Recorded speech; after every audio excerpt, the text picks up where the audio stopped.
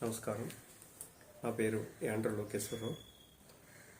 దిల్సుఖ్నగర్ సెట్టిబల్జ సంక్షేమ సంఘం సభ్యులకు, ట్విన్ సిటీస్లో ఉన్న 28 సెట్టిబల్జ సంఘ సభ్యులకు,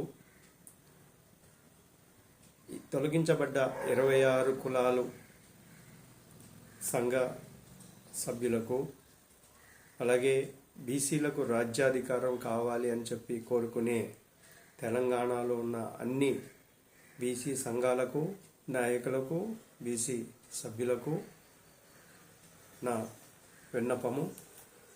17వ తారీఖు కూకట్పల్లి ఎల్లమ్మ బండలో గోదా కృష్ణ ఫంక్షన్ హాల్లో జరిగే బీసీ యువగర్జన, బీసీ యువసేన జాతీయ అధ్యక్షులు పెచ్చెటి మురళీ రామకృష్ణారెడ్డి గారి ఆధ్వర్యంలో,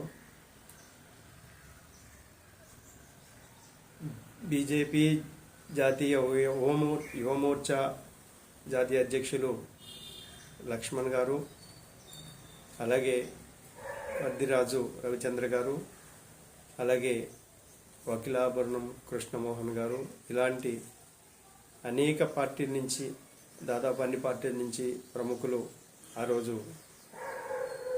యువగర్జనకి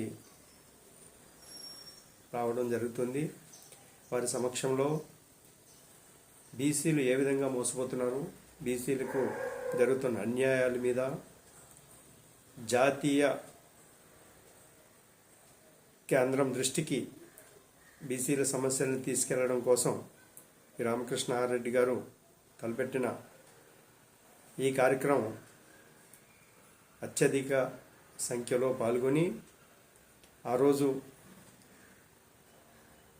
బీసీల కులవృత్తులు, కార్పొరేట్ కంపెనీలు ఏ విధంగా దోసుకుంటున్నాయి, రిజర్వేషన్ ఏ విధంగా అసమానంగా విభజించబడి ఏ విధంగా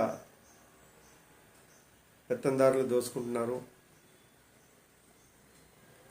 ఇలాంటి అనేక సమస్యల మీద ఆ రోజు యువగర్జనలో చర్చించడం జరుగుతుంది. ఆ విషయాల్ని కేంద్రం దృష్టికి తీసుకెళ్ళడం జరుగుతుంది.